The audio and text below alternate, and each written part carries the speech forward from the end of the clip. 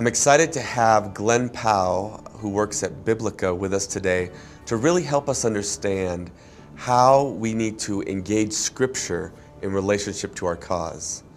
Glenn, it's really great to have you with us here today. Well, thank you, John. I really appreciate the opportunity to be a part of this, and I appreciate your invitation. Why don't you tell us a little bit about your role at Biblica and some of the key projects that you're working on that will help inform this interview that we're going to be doing right now. My role at Biblica is to be the Bible publisher for North America.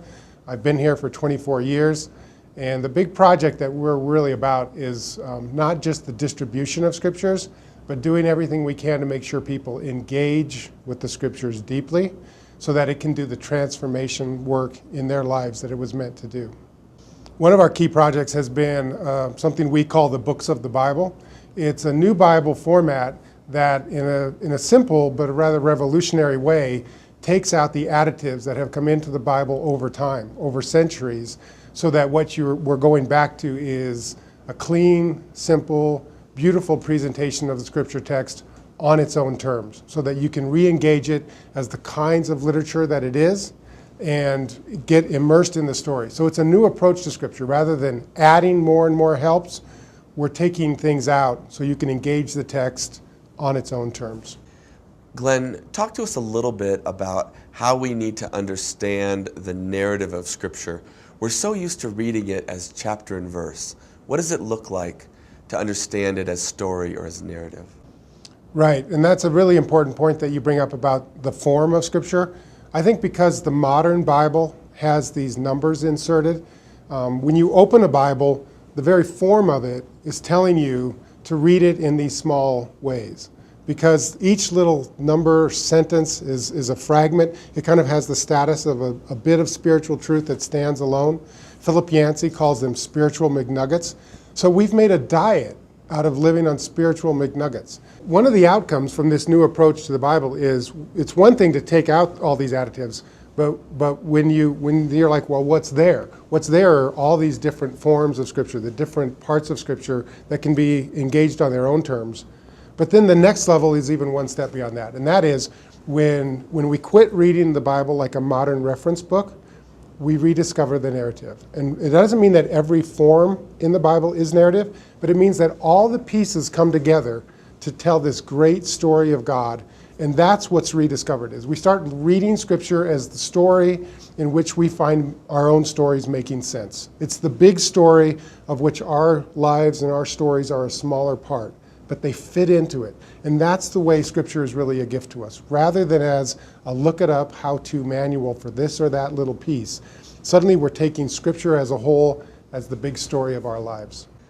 Many times we're looking for the causes that we represent in Scripture. And we're trying to figure out how what we're passionate about fits in with Scripture.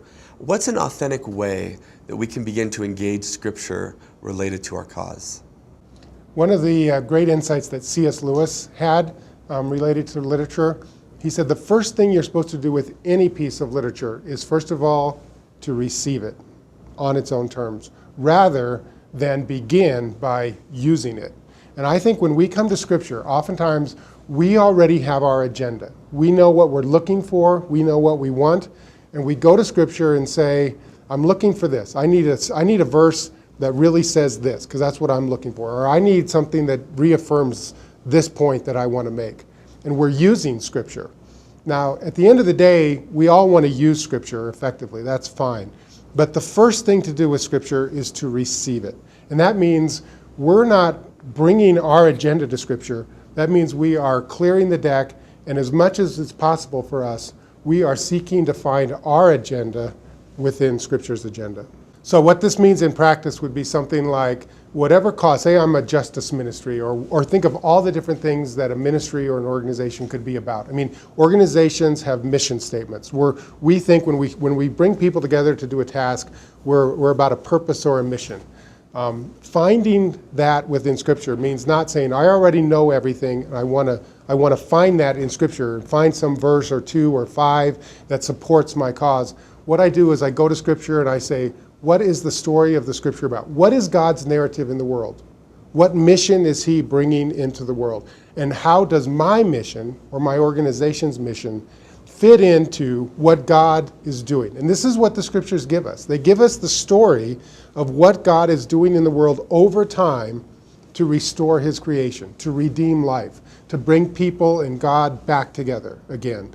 And so whatever particular part of, whatever good thing we want to do in the world, whatever our role is in the world, we want to find that in the big story of Scripture so that we contribute to what God is doing in the world. We're just not off on our own, doing our own thing and saying, oh, I hope Scripture supports that. I think I can do an electronic search and find a bunch of verses that support it. We want to be in the central thrust of Scripture in terms of the new life that comes to the world through Christ, and we contribute to that big movement in some particular way.